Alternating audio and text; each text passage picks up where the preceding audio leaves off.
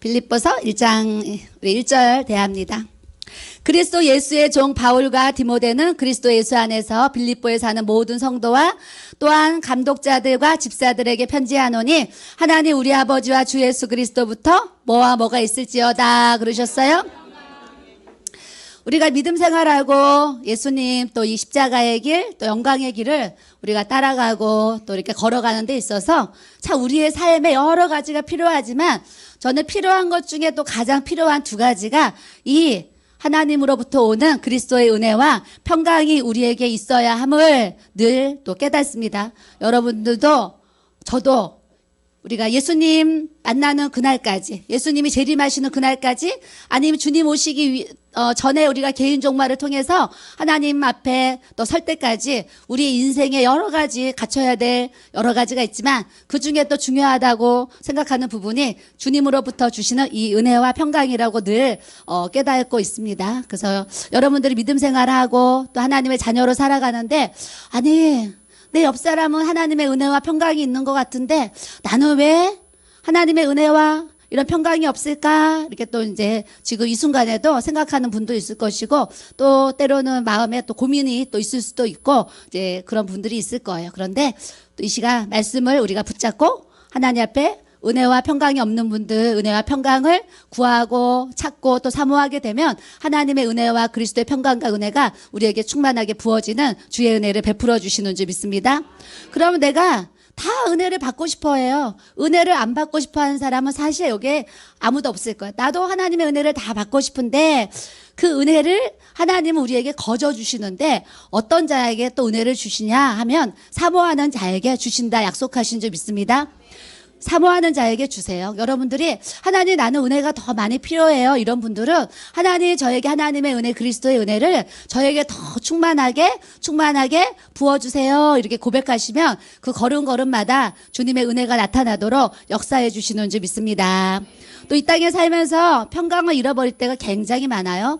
부부간에도 또 부모와 자식 간에도 여러분의 인생의 삶의 어떤 환경 속에서 주어진 그런 여건 속에서 아, 나는 왜 이렇게 평안이 없지? 늘 마음은 불안하고 내일 일이 걱정되고 내 장래가 소망이 없고 하루하루 힘들고 어렵게 이렇게 힘들게 정말 숨은 쉬고 있지만 살아있는데 살아있지 않는 것 같이 힘들게 살아가는 분들도 또 사실은 많이 이렇게 있는데 이런 모든 상황 속에서 위로부터 주시는 그리스도의 평강이 우리의 심령에 부어져야 될 줄로 믿습니다. 제가 예전에 결혼을 해가지고요. 결혼을 해서 이제 아파트에 이제 3년을 살았는데 현대 아파트에 3년 살다가 저희 어머니가 현대 아파트 팔고 마포가 개발이 되니까 그 아파트를 팔아서 그 한옥집으로 이사를 오라고 그러시는 거예요. 그래서 결혼할 때 저희 목사님이 이렇게 지지안 다니면서 벌어서 모아놓은 돈이 그때 한 2,500만 원에 3,000만 원 정도 이렇게 있었어요. 그리고 제가 학원을 딱 팔 때 현금으로 수표로 2천만 원을 딱 받았었어요. 들어오는 분한테 2천만 원 받아가지고 제가 학원을 이제 정리를 하면서 2천만 원을 현금으로 받아서 우리 목사님을 손에 딱 쥐어줬어요. 잊어버리셨죠? 2천만 원을 제가 수표랑 섞어 현철로 받아가지고 2천만 원 손에 딱 쥐어줬어요. 나 결혼해야 되는데 내가 가진 건 학원을 이제 다른 분한테 넘겼어요. 학원을 팔아서 이제 2천만 원 이제 이게 전부다. 나는 이게 시집가를 못 끼니까 알아서 하세요. 그래서 2천만 원을 딱 줬어요. 그랬더니 그러면 내가 모은 거 너가 모은 거 합쳐서 우리 집을 사자 해가지고 그때 이제 부평에 그 현대 아파트를 28평을 샀습니다. 사서 이제 3년 동안 신혼생활을 알콩달콩 깨가 쏟아지게 정말 신혼생활을 3년을 거기서 했어요. 3년 하는데 주일날 이제 마포로 교회를 갔는데 어머니가 이제 부르시더니 우리 교회 옆에 원집사님이 계시는데 원집사님이 이제 그 한옥집을 갖고 계셨어요. 이 22평 한옥집을 갖고 계셨어요. 한옥집을 갖고 계시는데 여기 이 집사님의 아들이 둘이 있는데 큰아들은 이렇게 10년 동안 대학교만 다니고 공부만 하면서 예수도 이렇게 안 믿고 속을 썩이는 그런 아들이었고 둘째 아들은 고등학교를 나와가지고 대학을 안 가고 장가를 가서 결혼을 했는데 항상 이제 부모한테 손을 벌리는 그런 아들이었어요. 아들이었는데 그 연집사님이 그 집을 팔아야 된다는 거예요. 급히 팔아야 된다는 거예요. 그래서 왜 급히 팔아야 되냐 그래서 그 원집사님 막 들어오셔가지고 우리를 보고 사모님 내가 이 집을 빨리 팔지 아니하면 지금 두 아들이 이 집을 뺏어가려고 막 이제 싸우고 있다는 거예요. 싸우고 있는데 내가 이 집을 빨리 팔아야 될 것 같습니다. 그러니까 저한테 그때 제가 집사였어요.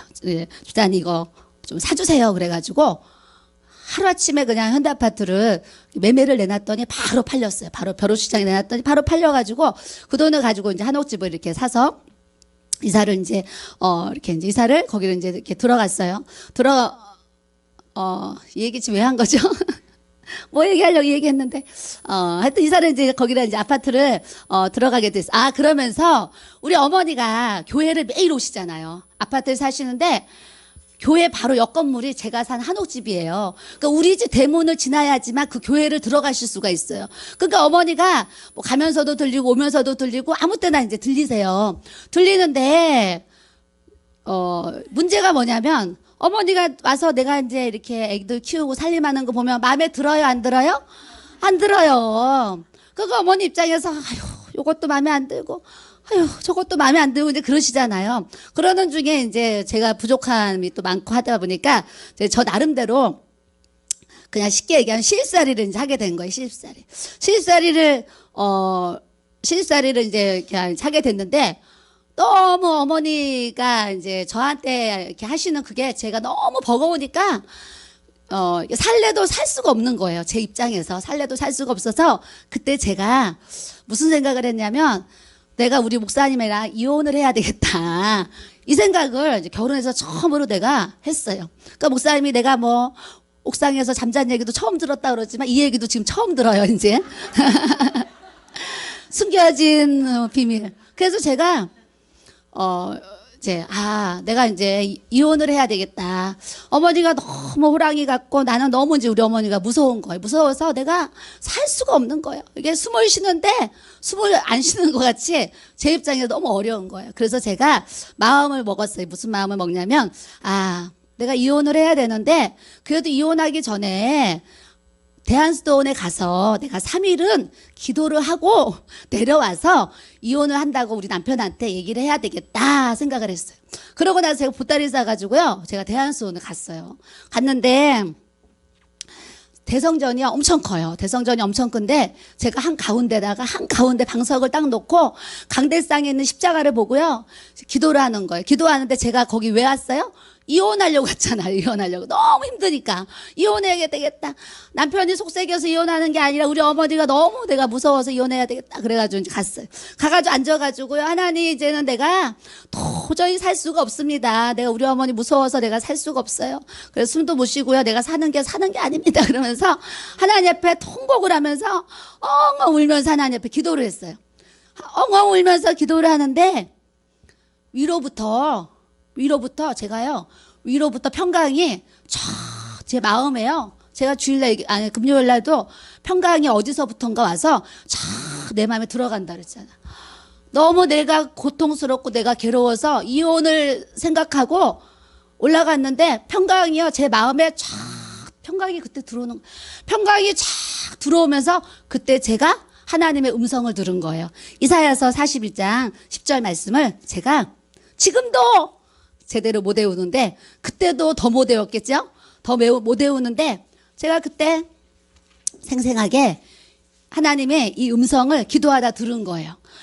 평강이 제 안에 쫙 밀려 들어오면서 하나님의 음성이 들리는데 제 귀로 듣는 것처럼 마음에 들리는 거예요. 하나님의 음성은 귀로 듣는 것 같은데 마음에 들려요. 그게 답이에요. 그렇게 표현할 수밖에 없어요. 그런데 제 귓가에 하나님의 음성이 들리는 거예요.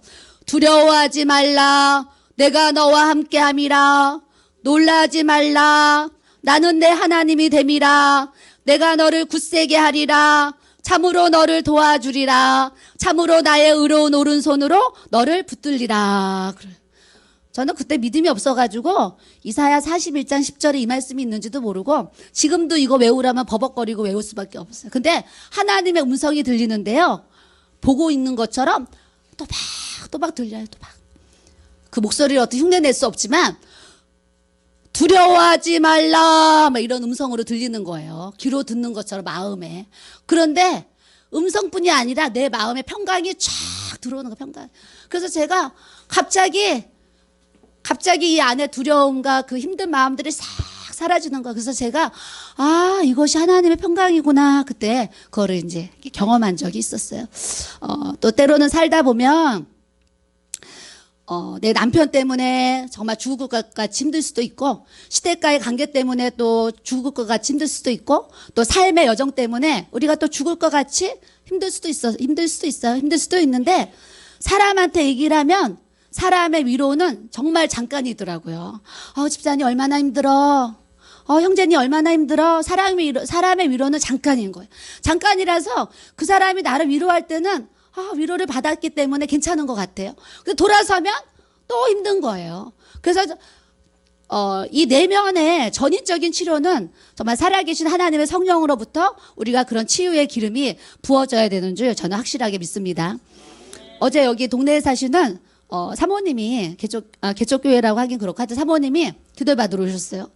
그래서 저번에도 왔다가 돌아가셔가지고 제가 일부러 전화를 했어요. 사모님, 제가 오늘 교회 왔는데 오세요. 그랬더니 이제 오셨어요. 그래서 제가 만났더니 이 사모님이 이런 얘기를 하세요. 사모님, 제 남편이 이제 목사님이신데 우리 목사님이 참 이렇게 효자래요. 효자인데 그 아버님이 이제 일찍 돌아가시고 어머니가 강원도에 사시는 거예요, 강원도. 근데 치매가 오기 전에는 강원도에서 이렇게 사셨는데 치매가 심해지니까 그 주위의 주민들이 이제는 아들, 딸들이 모셔야지. 이제는 치매가 너무 심해져서 이제 어머니가 혼자 도저히 이제 집에 사실 수가 없어요. 그래서 아들, 딸들이 이제 명절 때 모였는데 누가 모시든 어머니를 모시고 가서 모셔야 돼요. 그런 거예요. 그래서 이제 육남매가 이제 이렇게 모였는데 다 얼굴을 보면서 뭐예요? 너가 모셨으면 하고 자기는 다 안 모신다는 이렇게 이제 표정을 하는 거예요. 그래서 바로 아들이 둘이 있는데 바로 위에 형님이 있는데 그 형님이 또 이게 신부전증이라서 투석을 한대요. 그러니까 이 사모님 입장에서 투석하는 그 형님한테 어머니를 모시라고 할 수가 없잖아요. 그리고 시누이가 네 명이 시누이가 있는데 시누이들 얼굴을 봤더니 다 이제 도리도리 하는 거예요. 딸들이 다 도리도리. 그래서 자기가 자기 마음에 그래, 위에 형님도 신부전증이고 또 시누이들도 다 모신다고 도리도리 하는데 그래도 내가 하나님 믿고 또 이렇게 사모인데 내가 이렇게 또 어머니 모셔야 되겠다. 그래가지고 강원도에 있는 어머니를 이렇게 모시고 왔어요. 모시고 왔는데 교회가 이제 개척교회를 이렇게 하시는데 시누이 3명이 이제 오빠가 개척을 하니까 동생들 3명이 거기 교회를 이렇게 이제 주일날 나오는 거예요. 나오는데 어머니를 이제 1년을 이렇게 모셨는데 어머니가 이제 착한 치매가 왔으면 괜찮은데 나쁜 치매가 온 거예요. 나쁜 치매가 와가지고 욕을 얼마나 그냥 며느리한테 욕이란 욕을 다 하고 뭐 그 치매에서 나타나는 그런 게 이제 막 있는 거예요. 있다 보니까 이 사모님이 그 뒷바라지를 하다가 이 사모님 병이 나가지고 이 한쪽 눈을 어렸을 때 다쳐가지고 이쪽 눈이 실명이 돼서 안 보이신대요. 그래서 한쪽 눈으로 이렇게 살아가고 있는데 어머니 때문에 너무 스트레스를 받아가지고 이쪽 눈은 아예 안 보이는데 한쪽 눈이 이렇게 이제 같이 지금 안 보이는 거예요. 안 보여서 대학병원에 갔더니 염증이 많아가지고 이렇게 이제 치료도 받아야 되고 수술을 이제 해야 되는 이런 상황이 됐습니다. 그러니까 사모님이 지금 이렇게 사람을 보면 사람도 가물가물하다는 이제 그런 얘기를 하세요.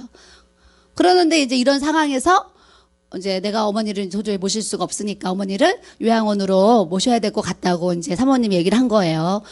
그랬더니 같이 사는 남편 목사님이 우리 엄마 이제 모셔야 되는데 며느리가 못 모신다고 하니까 이제 남편 목사님이 이제 서운해하시고 또 이렇게 시누이들 3명이 자기가 모셔야 되는데 안 모신다고 2명이 이게 시험 들어가지고 지금 교회를 나갔다는 거예요. 교회를 떠나고 시누이가 이제 한 사람만 남고 이제 이런 관계가 되니까 사모님이 자기가 몸도 아파서 병이 나서 괴로운 데다가 남편도 시누이들도 막 또 이렇게 이제 그렇게 하니까 이 사모님이 너무 이제 그 괴로운 마음에 저를 이렇게 찾아오셨어요. 찾아오셔서 그래. 치매 걸리신 그 노부모 모시는 게 얼마나 힘든지 이제 또 그런 게 마음이 또 공감이 돼 가지고 같이 또 기도하고 4월 25일 날 이렇게 병원을 가신대요. 대학병원에 가신다 그래서 제가 4월 1일부터 우리가 작정 기도하는데 그럼 그때 와서 기도하시겠어요? 했더니 기도하러 오겠다고 이제 그러셔서 같이 이제 기도를 또 하려고 이렇게 생각을 또 이렇게 하고 있습니다. 때로는 우리의 삶에 그런 시댁과의 관계 또는 남편과의, 때로는 자식 때문에 어떤 그런 문제들 때문에 우리 삶이 참 걱정, 근심, 두려움이 정말 끊이지 않는 그런 삶의 현장이 이렇게 있을 수가 있는데, 오늘 주님의 말씀처럼 두려워하지 말라, 내가 너와 함께함이라. 놀라지 말라, 나는 내 하나님이 됨이라. 내가 너를 굳세게 하리라. 참으로 너를 도와주리라. 참으로 나의 의로운 오른손으로 너를 붙들리라. 우리 주님이 오늘 우리에게 그런 주의 약속의 말씀을 우리에게 주신 줄 믿습니다. 그래서 빌립보서 말씀을 이렇게 대하면서, 그래, 하나님이 그리스도로부터 우리에게 주님의 은혜와 평강을 늘 주시기 원하시는데, 이 사단은 어찌하든지 이런 모양 저런 모양으로 나를 공격하고 나를 해방해가지고 이 하나님의 은혜와 평강을 누리지 못하고 받지 못하고 그렇게 살아가지 못하도록 이렇게 역사하는구나, 또 이렇게 깨달는다는 거. 여러분들도 혹여 제 마음에 공감이 되시는 분들은 내 삶에 하나님의 은혜와 평강으로 살아가지 못하도록 방해하는 이 세상의 영들, 사탄의 영들, 예수 그리스도의 이름으로 다 떠나갈지어다 기도하시기를 바랍니다. 내가 너희를 생각할 때마다 나의 하나님께 감사하며, 그래요. 사도 바울도 빌립보에서 복음을 전하다가 잡혀서 이제 빌립보 감옥에서 빌립보 성도들에게 이렇게 서신을 쓰는 거예요. 저도 어제 이 말씀을 이렇게 묵상하면서, 제가 로마에 가서 사도 바울이 순교한 그 참수터를 가봤잖아요. 그리고 순교할 때 손에 매달았던 그 쇠사슬도 보고, 또 순교할 때 갇혔던 그 감옥을 딱 한 평짜리, 딱 요만한 그 감옥도 제가 봤어요. 무슨 뭐 좋은 걸 발라져 있어요. 다 흙덩이고 바윗돌이지. 얼마나 춥고 얼마나 덥고 그런 곳이에요. 무슨 거기 감옥에 갇혀 있으면서 뭐 지금은 많이 좋아졌겠죠. 근데 예전에 감옥이 무슨 그렇게 샤워를 할 수 있게 무슨 그렇게 좋은 환경에서 감옥살이를 했겠어요? 벌레가 우글거리고 먹는 거 형편없고 굶고 정말 그런 힘든 상황 속에서 감옥에 있으면, 내가 만약에 감옥에 들어갔다. 그런데 바울처럼 감옥에 들어가서 내가 있는데 감옥 밖에 있는 성도들을 위해서 내가 기도하고 그들이 잘못될까봐 편지를 쓰고 정말 잘 되기만을 바라는, 이 사도 바울의 마음이 이렇게 헤아려지면서 참 우리가 주의 일을 한다고 하면서 참 부족하구나, 이런 생각을 또 이제 같이 또 하게 됐습니다. 저도 여러분들을 생각할 때마다 하나님께 감사하더라는 거예요.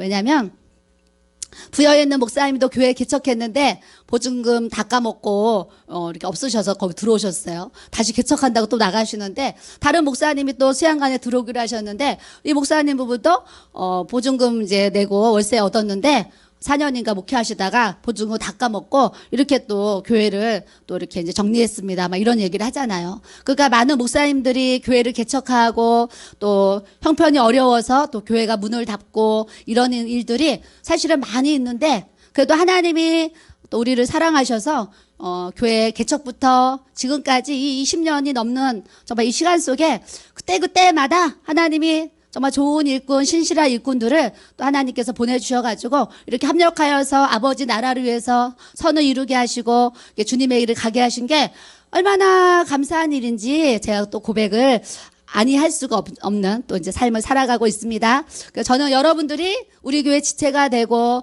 일꾼으로서 이렇게 정말 주의 길 갈 수 있음에 늘 하나님 앞에 또 감사하다는 것을 여러분들이 또 꼭 알아주시기를 바랍니다.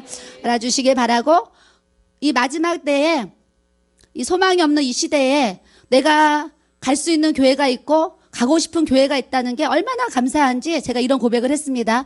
여러분들이 내가 갈 수 있는 교회가 있고 가고 싶은 교회가 있다는 것은 정말 우리의 인생에 엄청난 축복인 것을 정말 우리가 다 알았으면 좋겠어요. 알았으면 좋겠고, 내가 소속되고 내가 그 안에서 같이 교제하고 교통하고 기쁨도 아픔도 서로 같이 나눌 수 있는 이 믿음의 삶을, 믿음의 행진을 같이 할 수 있는 이 공동체를 주신 것에 대해서 우리가 항상 정말 범사에 주님 앞에 감사할 수 있는 믿음 생활 되시기를 바랍니다. 간구할 때마다 너희 무리를 위해서 기쁨으로 항상 내가 간구한다. 너희가 첫날부터 이제까지 복음을 위해서 참여하였기 때문이다, 그러시는 거예요. 저도 주의 일하면서 반주자가 있어야지 반주 예배가 되잖아요. 드럼도 이렇게 쳐야지. 이제 찬이가 이제 드럼을 이렇게 레슨을 이렇게 하게 됐어요. 보니까 9명 외부에서 또 한 학생이 와서 배우는데 10명이 배워요. 10명이 배우는데 내가 이제 토요일 나와서 애들이 드럼 배우는 모습 보면은 혼자서 이런 상상을 하는 거예요.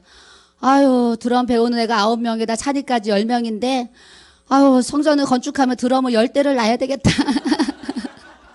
혼자서 한쪽 벽에다가 이런 거를 갖다 10개 쫙 놓고, 다, 10명 다 앉혀놓고, 드럼을 치게 해야 되겠다. 내가 혼자서, 이제 그런 생각도 하면서, 참, 아유, 이렇게 학생들이, 뭐 드럼 치는 이유가 왜 치겠어요? 이제 배워나서, 또 이제 기회가 되면 하나님 앞에 이렇게 재용이 같이 또 성민이 같이 또 필요할 때 이렇게 또 하나님 앞에 쓰임 받고 영광을 돌리기 위해서 하여튼 여학생들이 뭐 열심히 배워야 하여튼 여학생을 배우는데 하나님이 또 이제 때가 되면 또 골고루 앉히셔서 또 영광 돌릴 수 있도록 은혜 주실 줄 믿습니다.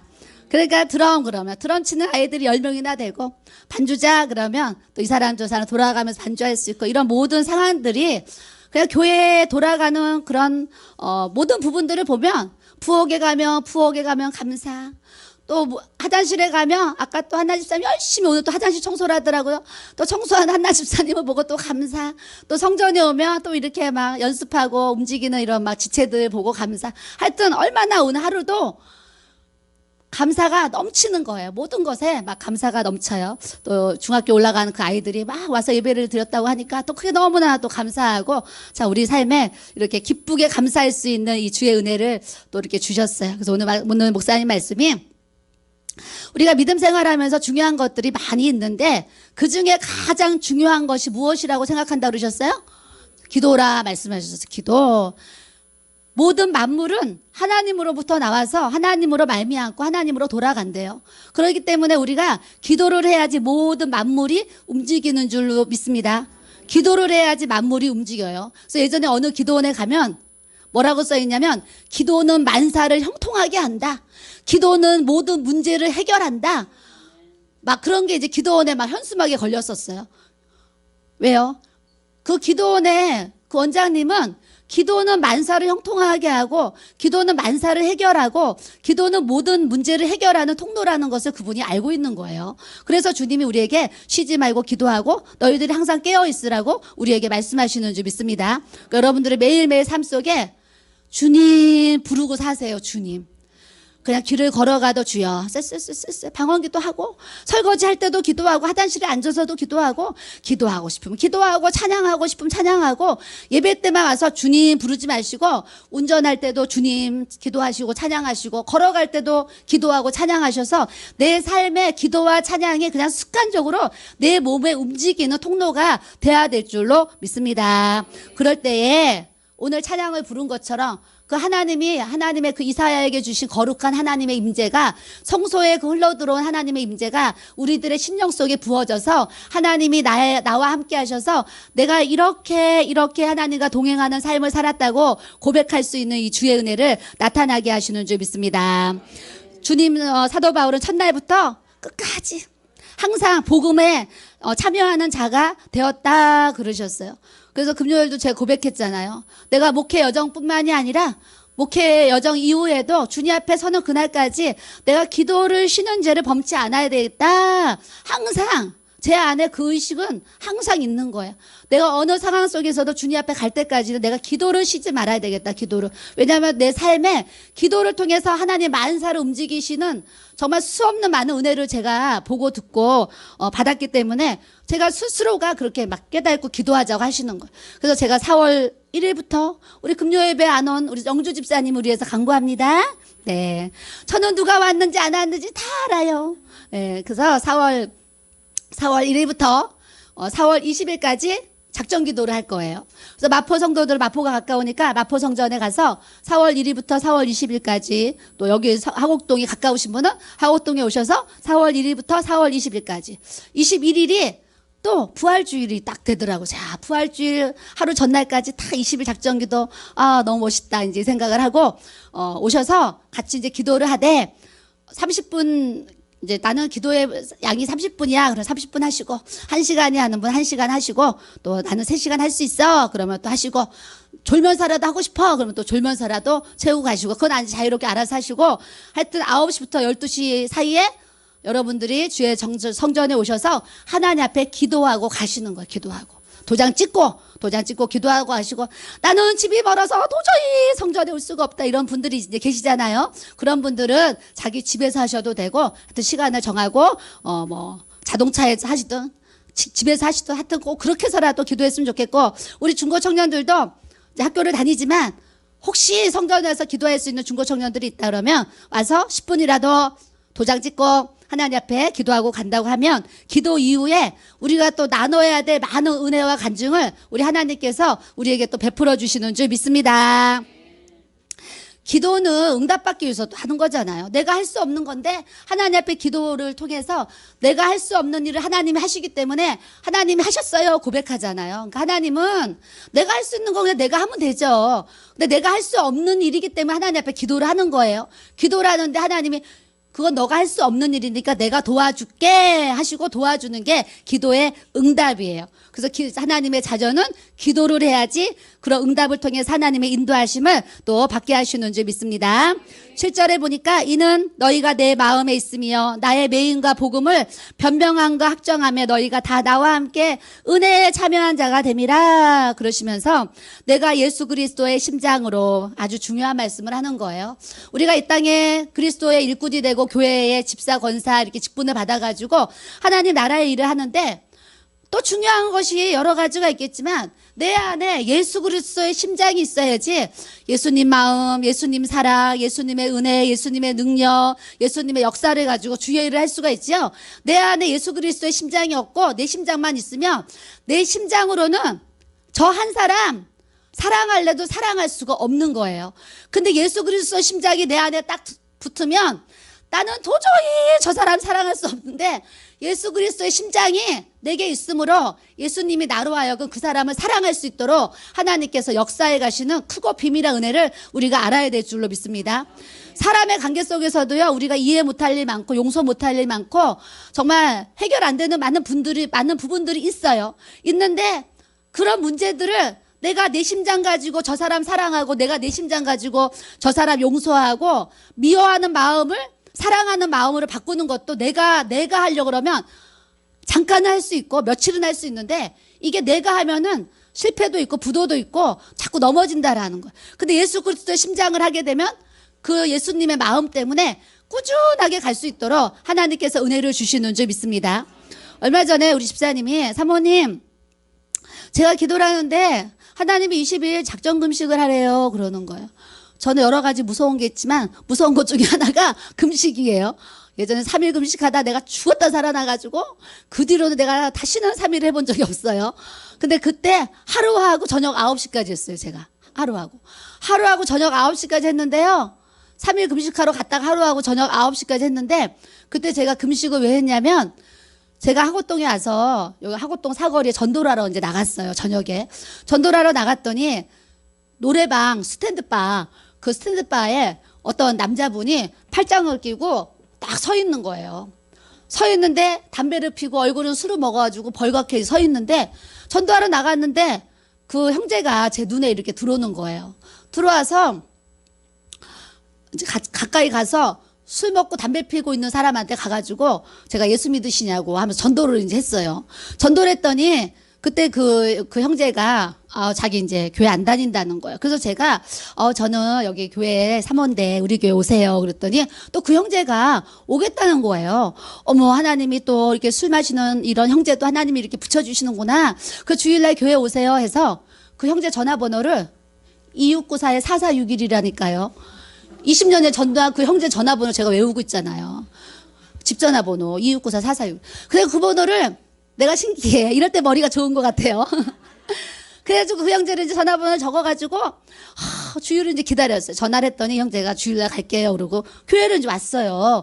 왔는데 그 형제가 내가 전도한 영혼이 교회로 오니까 얼마나 기뻐요. 근데 그 형제가 무슨 고민을 얘기하냐면 저는 군대를 가서 구타를 당했대요. 군대를 가가지고 구타를 당했는데 이 머리를 막 맞았대요. 맞았는데 자기가 이제 기절도 하고 막 이렇게 했어요. 했는데 척추가 나오기 전에 구타를 당하고 그 군대에서 제대를 시켜줬어요. 척추가 나오기 전에 제대를 당한 한 달도 안 돼. 제대를 해가지고 집에 왔어요.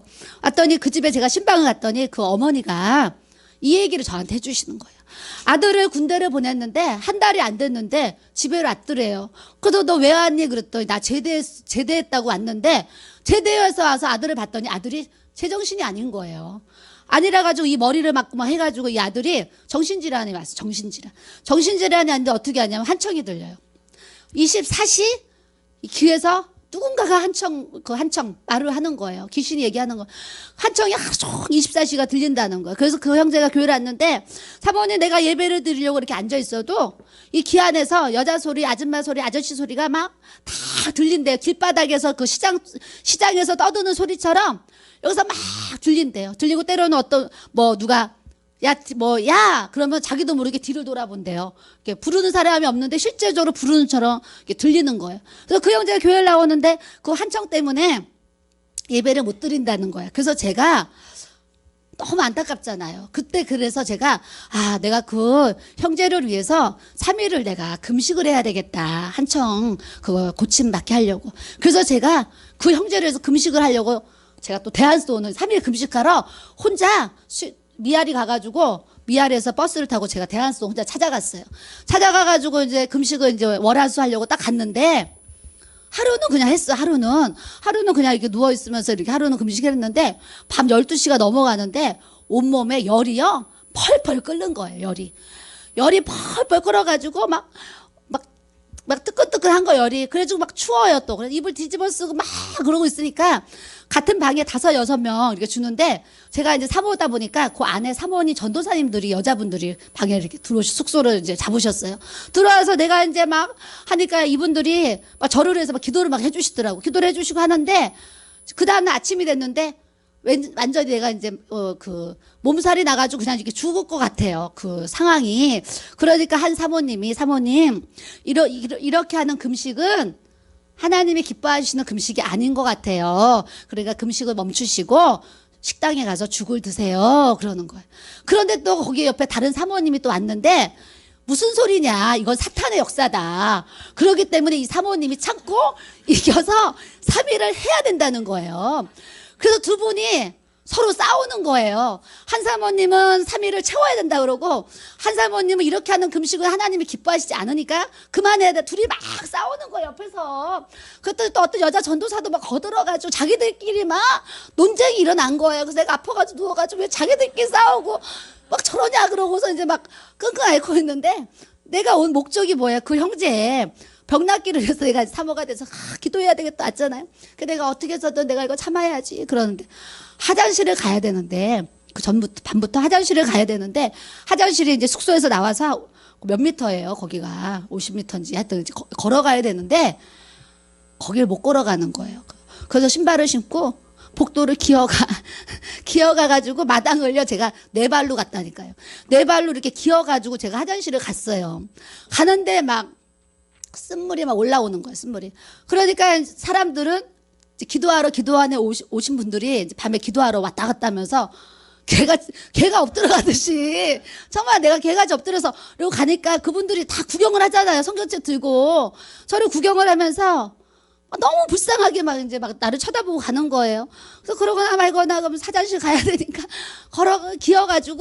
기어서 제가 화장실을 가서 이 볼일을 보고 또 기어서 제가 들어왔다니까. 들어와서 그러고 누워서 밤새도록 기어서 화장실 왔다 갔다 하면서 이렇게 누워서 아픈데 막 고민을 하는 거예요. 그만해야 되나 말아야 되나 고민을 하다가 오후 5시가 됐는데 내가 이제 스스로 생각할 때 죽을 것 같더라고. 내가 이러다가 죽겠다. 죽을 것 같다. 그래가지고 제가 그래서 같이 그 사모님한테 사모님 제가 3일을 못할 것 같아요. 그래서 제가 3년 때까지 참아볼 건데 주방에 가서 죽을 한 그릇만 타서 요 방에다 갖다 놓으시면 제가 하는 데까지 하고 정 안 되면 제가 그 죽을 먹을게요. 그랬어요. 그때 그 사모님이 죽을 받으러 대한수원 갔어요. 식당에 갔더니 그때는요 그 대한수원의 주방에서 일하는 그 집사님들이요 굉장히 무서워요. 대한수원은요 호랭이가 많아요.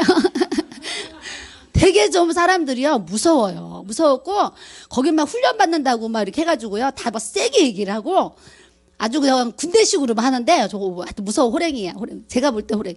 아주 무서워요. 그래서 그 사모님이 그 죽을 타러 갔더니 금식을 하면 식당에 지발로 와가지고 그 죽을 먹어야지 어디 죽을 타가지고 방으로 가져가냐고. 절대 안 된다고 그랬대.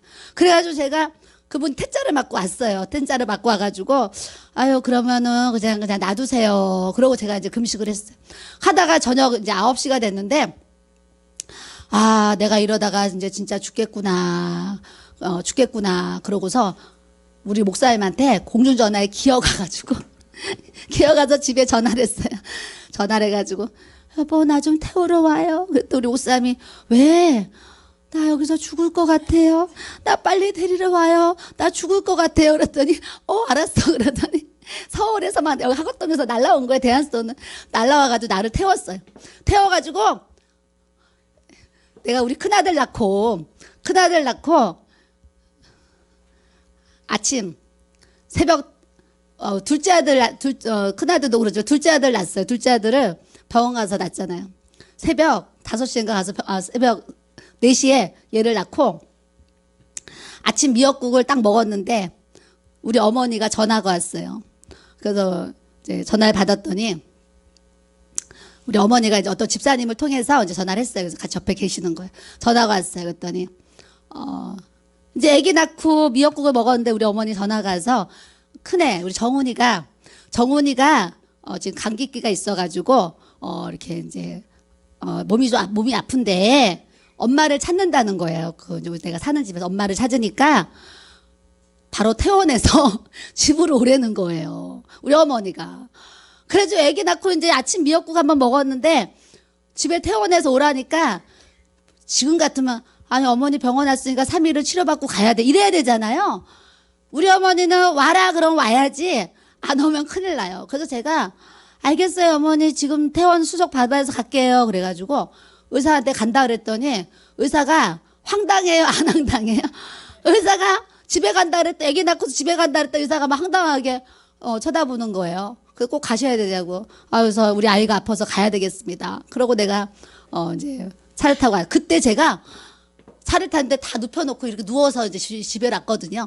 근데 금식했을 때 우리 목사님 태우러 왔는데 진짜 다 눕혀놓고서 이러고 누워가지고 실려서 왔어요. 그때 집에 콩나물이 있는 거예요. 콩나물. 그때 우리 목사님이 마누라가 죽어가니까 콩나물을 꺼내가지고 콩나물 죽을 끓여주더라고. 콩나물 죽을 막 끓여줘가지고 콩나물 죽을 딱 먹었는데 놀라운 게 뭔지 아세요? 그거 콩나물 국물 죽 끓여가지고 그 국물을 한 스푼 딱 먹었는데 그 아픈 게 싹 없어지는 거예요. 이거 사단의 역사예요. 하나님의 역사예요. 나는 지금도 모르겠어요. 아니 한 스푼을 먹었는데 아픈 게 싹 없어지는 거예요. 그래서 하여튼 제가 하루하고 저녁 9시까지 하고 이제 금식을 마쳤어요. 마치고 나서 아니 한 스푼 먹었더니 몸이 싹 괜찮아지니까 그 순간에 후회가 되는 거예요. 어머 내가 3일을 해야 되는데 이거 못했나 보다. 그러면서 어머 그 범죄시에서 내가 이렇게 했는데 어떡하지 그러면서 이제 했는데 그날 이제 교회를 가서 기도를 하는데 하나님 내가 그 형제를 위해서 3일을 금식하는데 하루 9시간밖에 못했으니 어떻게 해요 하나님. 그랬는데 제 마음에 남은 하루 3시간을 너가 금식을 더 하면 된다 이런 마음을 주셔요. 감동을. 그래서 제가 내가 남은 하루 3시간 한번 더 해야 되겠다. 그래가지고 제가 바로 그 다음날 하루하고 3시간을 또 금식을 했어요. 금식을 해서 시간적으로 3일을 딱 채웠어요. 채우고 나서 주일이 됐어요. 아니 수요일이 됐어요. 주일이 됐어요. 주일날 교회를 왔는데 그 형제가 이제 교회를 왔어요. 그때 저한테 사모님 제가 드릴 말씀이 있습니다. 그래요. 드릴 말씀. 그래서 형제님 무슨 얘긴데요? 그랬더니 사모님 제가 저번에 사모님한테 제가 한청이 있다고 말씀드렸잖아요. 근데 며칠 전부터 한청이 싹 났어요. 이분이 그러면서 한청이 다 없어졌어요. 그래가지고 지금은 약간 뭔가 들릴 것 같은 느낌. 그냥 같은 느낌만 있지 한청은 하나도 안 들린다는 거예요. 그래서 이 형제가 사모님 내가 교회를 나와가지고 이거를 고쳐주셨나 봐요. 그러는데요. 그 형제가 괜찮아지는 게 이제 언제부터 괜찮아졌냐 얘기했잖아요. 언제부터 괜찮아졌냐 물어봤는데 그 요일이 내가 3일 마치는 그 시간 있죠. 3일 딱 마치는 그 시간부터 이 형제가 한청이 싹 난 거예요. 나가지고 이 형제가 한참 교회 나왔어요. 나오다가 못 나오게 된 거예요. 근데 저번에 지하철에서 나는 에스컬레이터 타고 내려가는데 그 형제는 올라오는 거예요. 그래서 얼떨결에 이렇게 저를 사모님 그래 봤더니 그 형제 그랬더니 막 손 흔들고 반가워해요. 전화번호 외워지니까 전화해봐야 되겠어요.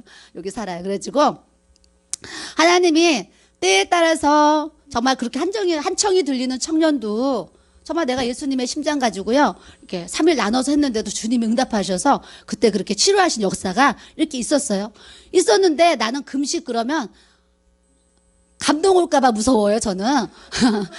그래서 어쩌다 목사님이 송구영신 예배 때 뭐 한 번, 뭐 어쩔 때 한 번, 하루는 제가 하겠어요, 하루는. 3일은 지금도 제가 자신이 없어요. 그런 감동 안 와서 감사하다니까. 그랬는데, 아니, 우리 집사님이 20일 감동이 온다는 거예요. 우리 목사님이 20일을 2번 했는데, 내가 우리 목사님 금식하는 거 맞잖아요. 얼마나 힘든지.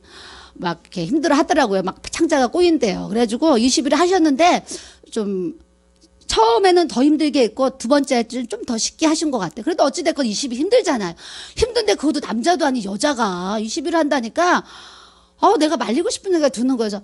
집사님 나는 개인적으로 안 했으면 좋겠어. 그냥 밥 먹고 기도했으면 좋겠어. 막 얘기했더니 사모님 제가 그냥 상황 봐서 이렇게 할게요. 그랬더니 요 집사님이 나한테 한다는 얘기도 안 하고 우리 이스라엘 갔을 때부터 했나 봐요. 그래서 저는 하는지도 몰랐는데 금요일 날 예배를 안 드고 여기 앉아 두 번째 줄 앉았는데 내가 이렇게 봤어요. 봤더니 얼굴이 좀 작아진 거예요. 그래서 제가 참 이게 눈치가 없어. 어머 저 집사님 안 보는 사이에 얼굴이 작아졌네 이러면서 예배를 드린 거예요. 그랬더니 집에서 남편도 모르게 20일을 했다는 거예요. 그래서 오늘 그 얘기 듣고 너무너무 놀랐어요. 이게 사람이 할 수 없는 일인데 그래서 제가 그때 무슨 얘기했냐면 집사님 금식할 때 우리 목사님 금식하는 거 보니까 성령님이 붙잡아 주시더라고요. 힘들긴 하지만 20일을 할 수 있는 이 붙잡아 주심이 있더라고요. 그래서 하다가 너무 힘들고 그러면 거기까지만 하고 그만하고 이렇게 잡아주시면 해요 했는데 정말 성령님이 붙잡아 주시니까 이렇게 20일을 할 수 있지. 또 사람의 이 힘으로 어떻게 할 수 있겠어요. 그래서 제가 참 그런 걸 보고 오늘도 감동을 받고 그래요. 그래서 그런 금식 기도를 통해서 또 남편에게 또 가정의 그런 흉악의 결박이 또 끊어지도록 하나님께서 또 역사해 주실 줄 믿습니다. 우리가 금식 기도를 하고 뭐 철야 기도를 하고 작정 기도를 하고 여러 가지 기도를 하는데 그 기도를 하는 이유와 목적이 뭐겠어요? 예수 그리스도의 심장으로 주님 마음, 주님 심장 가지고 주의 일을 하라고 우리가 더 하나님의 일을 잘하기 위해서 그런 금식이 또 작정 기도가 또 필요하신 줄 믿습니다. 그래서 4월 1일부터 4월 20일까지 작정기도 할 거니까 시간이 되는 모든 분들은 주의 전에 모여서 기도하시기를 바랍니다. 나는 안 하겠다. 손 들어보세요. 없지요? 이런 거 빨리 통과해야 돼요. 네, 그래서 없어요. 그래서 다 기도하실 줄 믿고 있는 곳에서 또 주님을 찬양하시기를 바랍니다. 9절에 내가 기도하노라 너희 사랑을 지식과 모든 총명으로 점점 더 풍성하게 하사.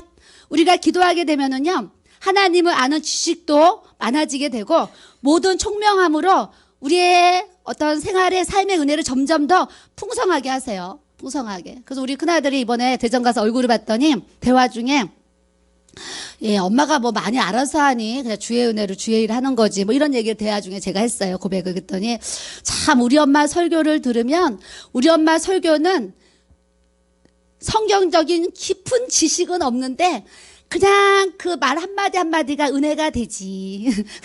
이러는 거예요. 뭐 지식은 없는데 막 은혜가 되지 그러더라고. 그래서 엄마는 또 엄마에게 주신 게 또 그렇게 그냥 은혜를 주시는 것 같다. 그렇게 쓰임 받는 게 요즘에 참 감사하다 그런 얘기를 했어요. 근데 어제 지난주 주일날 어떤 남자분이 제 핸드폰 전화가 왔어요. 그래서 교회 전화가 제 전화로 돼 있어요. 받았더니 이제 제가 일반 교회 성도인 줄 알아요. 그래서 저는 축복교회 사모입니다 했더니 사모님이시냐고 그러면서 제가 예배를 가고 싶은데 언제 와야 되냐고. 그래서 주일날 11시, 12시 예배 쓰고 오세요. 그랬더니 제가 목사라서 주일날 예배를 못 간다는 거예요. 그래서 목사님 예배를 지금 왜 오시려고 그러세요? 그랬더니 사모님 제가 사모님 유튜브 설교 듣고 요즘에 너무 은혜 받아가지고 가서 사모님 설교 좀 직접 듣고 싶어서 가려고 합니다. 그래요. 아니 그래서 목사님 교회는 수요 예배, 금요 예배, 주일 예배 있잖아요. 그러니까 다 했다는 거예요. 다 했는데 제 설교를 어떻게 들으시겠어요? 유튜브로 들으세요. 내가 이제 그랬어요. 그때 나중에 기회가 되면 꼭 오고 싶습니다. 그랬어요. 그때 어제도 그 오신 사모님이 저한테 사모님 혹시 신학대학교 뭐 공부하셨어요? 막 그래요. 아니, 저는 신학대학교 안 했어요. 하나님 하라 그래서 잠깐 하고 이렇게 했어요. 그랬더니 그분이, 어머, 그런데 어떻게 그렇게 설교를 어디서 배우셔서 그렇게 설교를 잘하시나요? 그래요. 아니, 제가 무슨 설교를 잘해요. 내가 하고도 내가 안 들어봐요. 못해가지고 그랬어요. 그랬더니 사모님, 저는 요즘 유튜브 설교를 듣고 너무 은혜를 많이 받아요. 그래가지고 우리 아들들이 지금 뭐 하고 있는지 다 알고 있더라고요. 우리 아들들이 어떻게 사는지 그 간증에 막 있다 보니까 이렇게 이제 이런 간증, 저런 간증을 듣고, 이제 내용을 또 이렇게 막 알고 있더라고요. 그래서 제가 사모님이 또 이렇게 은혜 받는다고 하시니 또 감사하네요. 이제 그런 고백을 하는 거예요. 제가 제 머리로, 제 IQ로 설교하려고 무슨 설교를 하겠어요. 근데 하나님 앞에 기도하고 하나님이 주시는 감동대로 이렇게 이제 설교를 해요. 근데 우리 목사님이, 제가요, 막 원고를 준비해가지고 막 하잖아요. 그 목사님이 오늘 설교 많이 은혜 안 됐어. 그래요. 우리 목사님이. 근데 내가 설교 없이, 원고 없이 성경을 막 읽고 은혜 주시는 거 이렇게 하잖아요. 그 집에 가잖아요. 오늘 당신 설교 은혜 됐어. 그 우리 목사님은 당신은 원고 가지고 설교하려고 하지 말고 그냥 말씀 보고 주시는 은혜대로 설교해. 나는 당신이 원고 가지고 설교하는 것보다 그냥 주시는 은혜대로 설교하는 게 더 은혜가 돼. 그러더라고요. 여러분들은 제가 원고 가지고 설교하는 게 더 은혜가 돼요? 이렇게 하는 게 은혜가 돼요? 지금이 은혜가 돼요? 그럼 저는 너무 좋아요. 왜 좋아요? 원고도요, 아무나 쓰는 게 아니에요. 그러니까 그거 해보는 게 이게 쉬운 게 아니에요. 해보니까 참 힘든데, 그냥 하라면 난 너무 이렇게 또 이게 좋은 거예요. 그런데도 뭐, 뭔가 좀 부족한 것 같고, 막 준비가 안 된 것 같으니까, 때로는 또 이제 원고도 써보고 뭐 이렇게 하긴 하는데, 어찌됐거나, 이래 가거나 저래 가거나, 하나님이 여러분들에게 많은 또 은혜를 또 주셔야 될 줄로 믿습니다. 오늘 12절부터 이렇게 읽어보면은요, 무슨 얘기가 나오냐면, 너희들이 하나님의 나라를 위해서 그리스도를 전하고 담대히 주의 일을 해나가는데 15절에 보세요. 어떤 이들은 투기와 분쟁으로 하고 어떤 이들은 착한 뜻으로 복음을 전한대요. 근데 16절에 보니까 어떤 이들은 사랑으로 한대요. 근데 17절에 보니까 어떤 이들은 다툼으로 한대요. 그러면서 18절에 어떤 사람은 거칠애로 한대요. 어떤 사람은 참으로 한대요. 그런데 중요한 말씀을 하는 거예요. 어떤 사람은 싸우면서 투기와 분쟁으로, 때로는 사랑이 없이 다툼을 이렇게 하면서 거칠애로 또 주의라는 사람도 있고, 사랑으로 또 참으로 진정으로 이렇게 복음을 전하는 자도 있는데, 사도 바울이 무슨 얘기를 하시냐면, 무슨 방도로 하든지 전파되는 것은 그리스도니 이로써 나는 기뻐하고 또한 기뻐하리로다, 그러시는 거예요. 그러니까 교회 생활을 하면서도 때로는 다투는 일도 있고, 때로는 분쟁도 있고, 때로는 사랑으로 할 때도 있고, 때로는 거칠애로 할 때도 있고, 때로는 진실되게 할 때도 있어요. 저도요, 인사하는데 내가 진심으로 성도님 안녕하세요 인사할 때도 있고요. 그냥 내가 그냥 이렇게 막 바빠서 뭐 해서 거칠애로 할 때도 있어요. 근데 우리가 내가 거칠애로 할 수도 있고 또 진심으로 할 수도 있는데, 이런 모든 상황들이 다 그리스도 예수 안에서 산다는 것을 사도 바울이 고백하게 하시는 거예요. 우리가 믿음 생활을 하면서 부서에서도 때로는 의견이 안 맞고 충돌이 있을 수도 있고, 막 다툼과 분쟁이 일어날 수도 있고, 또 한 곳에서도 착하게 선하게 또 이제 부서들이 이끌어갈 수도 있는데, 다 결론은 뭐예요? 다 예수님 사랑하고 다 그리스도의 복음을 전하기 위해서 그렇게 한다라는 거예요. 그러니까 때로는 교회 안에서 시기와 분쟁이 있고 다툼이 있어도 때로는 사랑과 온유와 또 겸손함으로 또 잘 되어지더라. 어떠한 방향이든 다 예수님 사랑하고 주님을 전파하기 위해서 달려가는 그 과정임을 알고, 우리가 그 안에서 항상 기뻐하며 또 감사하며 주의 일을 해나갈 수 있는 우리 모두가 꼭 성령 안에서 돼야 될 줄로 믿습니다. 너희의 강구 예수 그리스도의 성령의 도우심으로 나를 구원에 이르게 할 줄 아는 거로. 우리가 인생을 살면서 구원의 투구, 제가 얘기했습니다. 구원의 투구는 무거울 수도 있고, 이거 쓰고 있는 거 불편할 수도 있고, 힘들 수도 있고, 괴로울 수도 있는데, 힘들어도 괴로워도 어떠한 상황에서도 우리가 구원의 투구는 절대 벗어나도 안 되고 내려놔도 안 되는 이 구원의 코구는 주님 앞에 갈 때까지 우리가 꼭 영적으로 쓰고 있어야 될 줄로 믿습니다. 오늘 찬양하면서 제가 자꾸 웃음이 나왔어요. 왜 웃음이 나왔냐면, 영택이가 앞에 나와서 섰어요. 섰는데 딱 어떤 자세인지면은 이러고서 십자가를 쥐고 있는 자세예요. 다 이러고 십자가를 쥐고 있는 자세를 하고 찬양을 불러요. 그래서 제가 그걸 보고 너무 웃겨가지고 찬양을 부르다가 제가 자꾸 이제 웃음이 나오더라고요. 웃음이 나와서 참 영택이가 이제 어떤 때가 돼가지고 이제 좀 밝은 찬양 할 때, 야, 영택이가 앞에서 이렇게 찬양하는 그날이 되면 예수님 오실 때가 되겠다. 내가 오늘 그 생각까지 했어요. 그래도 처음보다는 정말 많이 좋아졌어요. 처음에는요, 소, 양, 돼지가 어디 끌려와가지고 끌려와서 세워놓은 것처럼 그런 정말 표정과 막 그랬어요. 그랬는데 이제 그래도 지금은 얼굴이 이제 많이 좋아지고 앞에도 쳐다보고 막 그래요. 그래서 앞으로 더 좋아지면 이제 얼굴 표정들도 밝아지고 또 몸도 좀 흔들면서 또 하나님 앞에 찬양할 수 있도록 그날을 또 이렇게 이제 은혜를 또 이제 주시리라 또 믿습니다. 그러면서 20절에 이렇게 얘기하시는 걸 같이 읽어요. 20절, 21절. 시작. 나의 간절한 기대와 소망을 따라 아무 일에든지 부끄러워하지 아니하고 지금도 전과 같이 온전히 담대하여 살든지 죽든지 내 몸에서 그리스도가 존귀하게 되게 하려 함이니 이는 내게 사는 것이 그리스도니 죽는 것도 유익함이라. 아멘. 우리의 기대, 우리의 소망이 지금도 전과 같이 온전히 담대해서 따라하겠어요. 살든지 죽든지 내 몸에서 그리스도가 존귀하게 되게 하려 함이니 살아도 주를 위해서 죽어도 주를 위해서 내가 살든지 죽든지 무엇을 먹든지 마시든지 주를 위해서 살아갈 수 있는 우리 모두가 돼야 될 줄로 믿습니다. 이는 내가 사는 것이 그리스도니 죽는 것도 유익함이라 그러셨어요. 우리 믿음의 사람은 저도 이제 죽음에 대해서 이렇게 생각할 때가 있어요. 가끔 뭐 교통사고로 죽는 일도 보고 이렇게 사고를 보잖아요. 그럼 나도 어떤 상황에서 내가 죽을 수 있겠구나 생각을 하면 그 죽음 앞에 나를 이렇게 생각을 하면서 내가 죽음 앞에 어떻게 이제 생각을 해요. 그래서 내가 죽었을 때 이렇게 장례식을 치르면 저렇게 환하게 웃는 사진을 이렇게 쓰면 좋겠다. 혼자서 이제 그런 생각을 이렇게 이제 해보게 돼요. 여러분들도 죽음 그러면 죽음에 대해서 여러분들도 어떻게 이게 생각을 하고 계세요?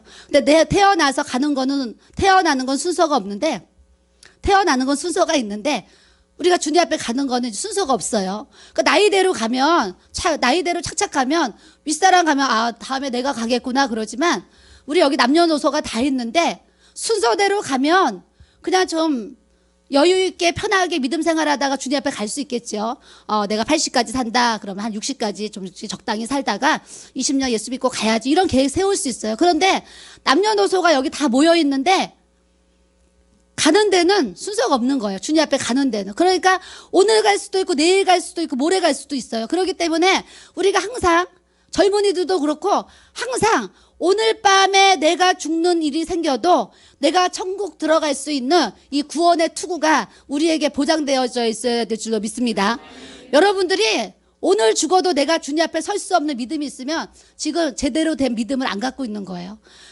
우리가 제대로 된 믿음은 오늘 하나님이 나를 부르셔도 오늘 내가 죽는 일이 있어도 내가 죽고 나면 천국에 갈 수 있는 이 영생 복락을 하나님이 나에게 허락하신 것을 100% 믿음으로 확신해야 될 줄로 믿습니다. 구원을 받는데 믿음으로 가는 나라지 행함으로 절대 가는 나라가 아니에요. 헌금 많이 냈다고 교회 봉사 많이 했다고 일 많이 했다고 천국 가는 거 아니에요. 천국은 들어가는 거는 티켓이 있어야 되는데 그 티켓이 뭐냐면 예수를 믿는 믿음 가지고 가는 거예요. 나머지 이 땅에 사는 모든 수고는 그냥 상으로 받아요. 천국 들어가면 상으로 받는 거예요. 상으로 받지 천국 들어가는 거는 오직 예수 믿는 그 믿음으로 우리가 들어가는 줄 믿습니다. 행함으로 저 집사님은 교회 봉사 많이 했으니까 천국 가고 나는 봉사 조금 했으니까 천국 못 가고 이게 아니에요. 봉사 하나도 안 했어. 여러분들이 오늘 예수 믿었어도 하나님 앞에 드린 거 아무것도 없어도 여러분들이 이 시간 예수님 한 분을 진정 마음으로 믿으면 오늘 주님이 나를 부르셔도 천국 갈 수 있는 천국 티켓을 우리가 갖는 줄 믿습니다. 그래서 빌립보서에 사도 바울이 뭐라고 그래요? 4장 3장 20절에 그러나 우리의 시민권은 하늘에 있는지라 그랬어요. 우리는 대한민국에 소속을 하고 살아가지만 우리의 진정한 영적 국적은 하늘나라 천국 시민권자인 것을 우리가 꼭 알아야 될 줄로 믿습니다. 그래서 이 땅은 잠시 살아요. 잠시 사는데 저 천국 시민권은 천국 들어가면 저 티켓 가지고 우리가 주님 앞에 들어가면 한두 해 사는 것도 아니고 100년, 200년, 1000년, 만년이 아니라 영원히 그 나라에서 산다는 것을 우리가 말씀을 통해서 확실하게 믿어야 될 줄로 믿습니다. 구원은 행함으로 아니에요. 믿음으로 받아요. 행함은 믿는 가운데 따라오는 그냥 행위로 나타나는 거예요. 하나님을 사랑하는데 어떻게 이웃을 안 사랑해요? 하나님을 사랑하는데 교회를 어떻게 안 사랑하겠어요? 그래서 우리가 하나님을 사랑하고 이웃을 사랑하고 하나님이 기뻐하시는 이 믿음의 삶으로 주님 앞에 영광 돌리는 우리 모든 지체들 되시기를 바랍니다.